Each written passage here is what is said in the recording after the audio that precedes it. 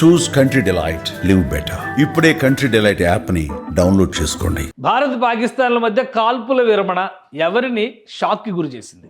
భారతీయుల కంటే ఎక్కువ షాక్ అయిన వారు కూడా ఉన్నారంటే అవుననే సమాధానం వస్తుంది.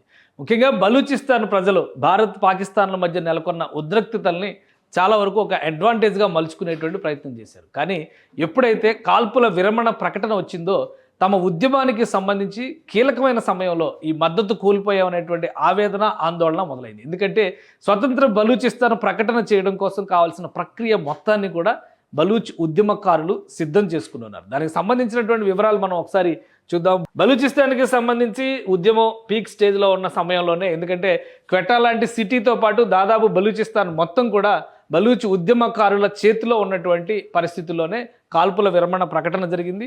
భారీ బహిరంగ సభలు కూడా నిర్వహించడం ప్రారంభించారు.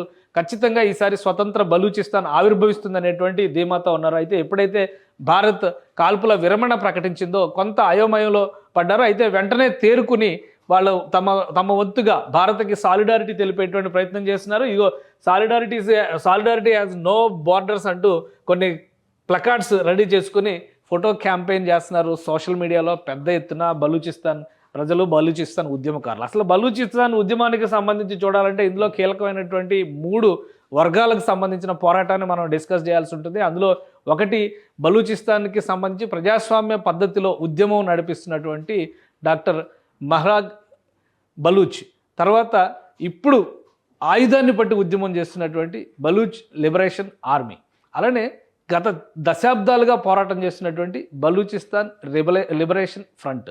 ఈ 3 వర్గాలుగా సాగుతున్నటువంటి పోరాటం ఇది. కానీ అందరి ఆకాంక్ష కూడా బలూచిస్తాన్ స్వతంత్ర రాజ్య ఆవిర్భావం.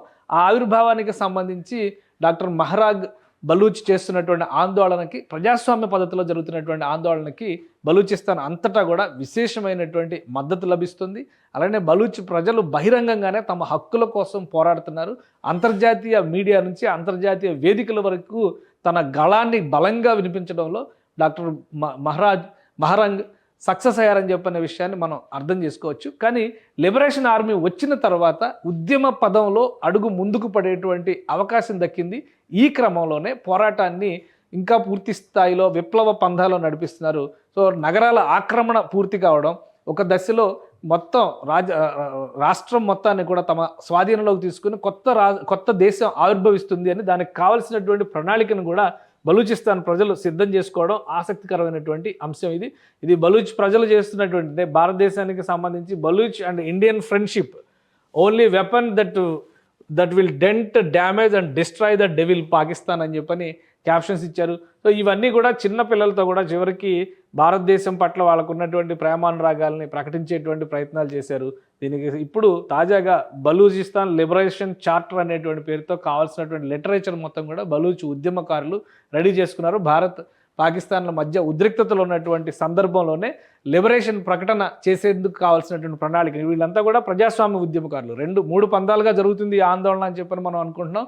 ఒకటి ఆయుధాలతో జరుగుతున్నటువంటి విప్లవ పోరాటం అయితే, మరొకటి ప్రజాస్వామ్య పద్ధతిలో డాక్టర్ మహరాజ్ బలూచ్ ఆధ్వర్యంలో కేవలం ఒక మహిళ అయినప్పటికీ కూడా బలూచిస్తాన్ మొత్తాన్ని కూడా ఒకటిగా చేయగలిగింది. అలానే పాకిస్తాన్ ఎదిరించి ప్రజాస్వామ్య పద్ధతిలో అనేక వేదికలపైన బలూచ్ ప్రజలకి సంబంధించినటువంటి హక్కుల ప్రకటనని చాలా స్పష్టంగా ఆమె వినిపించగలిగింది.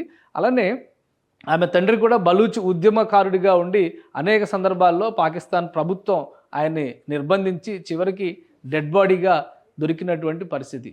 దాదాపుగా గత 15 ఏళ్ల నుంచి 10 నుంచి 20 ఏళ్లలోనే 80,000 మంది బలూచిస్తానీయులు ఉద్యమాలు చేసినటువంటి బలూచిస్తానీలు, ప్రధానంగా హక్కుల కోసం పోరాడినటువంటి బలూచ్ ప్రజలందరూ కూడా ఆచూకీ లేకుండా పోయారు. వారి ఆచూకీ తెలియజేయాలంటూ అనేక సందర్భాల్లో పాకిస్తాన్లో పెద్ద ఆందోళనలు నిర్వహించారు. అయితే ఉక్కు ప్రభుత్వం కాబట్టి, నిరంకుశ ప్రభుత్వం కాబట్టి పూర్తి స్థాయిలో ఈ ఉద్యమాలన్నీ కూడా అణుచుకుంటూ వస్తుంది.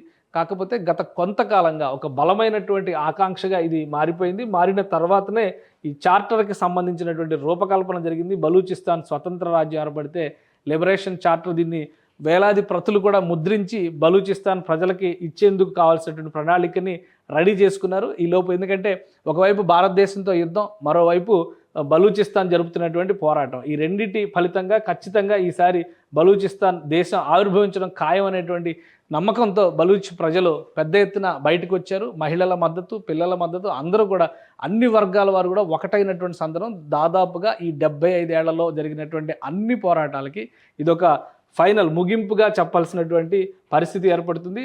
మహరంగ్ బలూచ్కు సంబంధించినటువంటి చరిత్ర గురించి చూడాలన్నా కానీ ఆమె అనేక దఫాలుగా వినిపించినటువంటి వాదనను చూడాలన్నా, ఒక డాక్టర్, ఒక MBBS డాక్టర్ ఆమె, కానీ బలూచ్ ప్రజల హక్కుల కోసం తన జీవితాన్ని, పోరాట పందాన్ని ఎంచుకున్నటువంటి నాయకురాలుగా మారారు.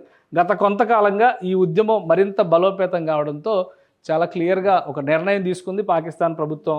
ఆమెను అరెస్ట్ చేసి నిర్బంధించేటువంటి ప్రయత్నం చేసింది. ఆమె తండ్రిని కూడా గతంలో అదే విధంగా అరెస్ట్ చేసి ఆ తర్వాత ఆయన శవమైనటువంటి పరిస్థితి ఉంది.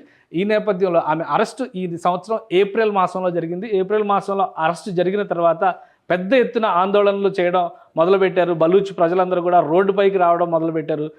ఆమెని 600 గంటల పాటు నిర్బంధించగలిగింది ప్రస్తుతం ఉన్నటువంటి పాకిస్తాన్ ప్రభుత్వం. తర్వాత తప్పనిసరి పరిస్థితుల్లో అంతర్జాతీయ ఒత్తిడి ఫలితంగా విడుదల చేయాల్సినటువంటి అవసరం ఏర్పడింది. సో అదే సమయంలో భారత్ పాకిస్తాన్ల మధ్య ఉద్రిక్తతలు గత 2-3 నెలలుగా రాజుకోవడం, సో ఇవన్నీ కూడా ఒకటిగా మారి బలూచిస్తాన్ ఉద్యమాన్ని మరింత బలోపేతం చేశాయి. ఈ అంశాలన్నీ కలిసి వస్తున్నాయి కాబట్టి ఖచ్చితంగా ఈ దఫా బలూచిస్తాన్ స్వతంత్ర రాజ్యం ఆవిర్భవిస్తుందనేటువంటి మాటని చాలా గట్టిగా బలూచ్ ఉద్యమకారులు చెబుతున్నారు. భారత్ పాకిస్తాన్ల మధ్య కాల్పుల విరమణ జరిగిన సందర్భంగా భారత ప్రభుత్వానికి బాసటగా నిలుస్తామని చెబుతూనే బలూచ్ ప్రజల ఆకాంక్షని ప్రపంచ వేదికపైకి తీసుకువెళ్లడంలో భారత్ సహకరించాలనేటువంటి విజ్ఞప్తిని చేస్తున్నారు.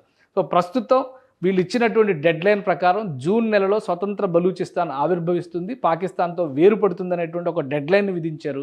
భారత్తో ఉద్రిక్తతలు సన్నగిలినటువంటి నేపథ్యంలో ఇప్పుడు ఒక విధంగా సరిహద్దు ప్రాంతం అంతా కూడా చల్లబడింది అనుకుంటే, పాకిస్తాన్ పూర్తి స్థాయిలో ఈ వేర్పాటు ఉద్యమాలపైన పాకిస్తాన్ ప్రభుత్వం దృష్టి పెట్టేటువంటి అవకాశం ఉంది. ఒకవేళ అదే జరిగితే బలూచిస్తాన్ ప్రజల ఆకాంక్ష, అనేక దశాబ్దాలుగా రగులుకున్నటువంటి ఆకాంక్ష ఒక 30 ఏళ్ల డాక్టర్ ఆధ్వర్యంలో విజయవంతం కాబోతుందా, లేదా మరొకసారి అణిచివేతకు గురవుతుందా అనేది వేచి చూడాలి. ఎందుకంటే ఫోర్బ్స్ రిలీజ్ చేసినటువంటి ప్రపంచంలోని 100 మంది శక్తివంతమైనటువంటి మహిళల జాబితాలో కూడా మహరంగ్ చోటు సంపాదించుకున్నారు. BBC పవర్ఫుల్ ఉమెన్స్ లిస్ట్లో కూడా ఆమె చోటు సంపాదించుకున్నారు. అలానే నోబెల్ పీస్ ప్రైజ్కి మలాలా తర్వాత ఈమెని నామినేట్ చేశారు. సో అన్ని రకాలుగా కూడా ఒక ఎడ్యుకేటెడ్ పర్సన్గా, హక్కుల ఉద్యమకారినిగా, బలూచిస్తాన్ ప్రజల మనోభావాలని, మనసుల్ని గెలుచుకున్నటువంటి నాయకురాలుగా ఆమె ఈ సందర్భంలో బలూచిస్తాన్ ఆవిష్కారానికి బాటలు వేస్తారా, లేదా మరోసారి పాకిస్తాన్ ప్రభుత్వ పీడనకి గురవుతారా అనేది వేచి చూడాల్సిందే. సుమన్ టీవీలో మీ పర్సనల్ అండ్ బిజినెస్ ప్రమోషన్స్ కోసం కింది నెంబర్కి కాంటాక్ట్ చేయండి.